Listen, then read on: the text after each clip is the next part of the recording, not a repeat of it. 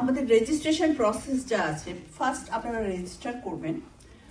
আর আমরা আজকে স্ট্যান্ডার্ড রেজিস্ট্রেশনের কথা বলছি না, কারণ হোটেলের অনেক অসুবিধা আছে, আমরা হোটেল পাচ্ছি না। So benefactor to sponsors. Benefactor হলে আপনি রেজিস্টার করলেন, আপনার হোটেল লিঙ্ক পাওয়া যাবে।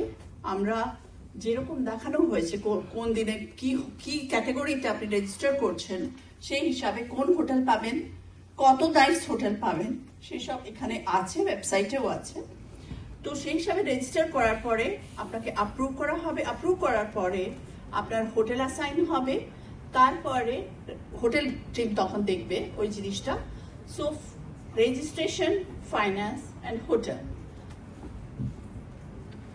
একটার পরে একটা রেজিস্ট্রেশনের category. You choose the category, you decide what you want to be.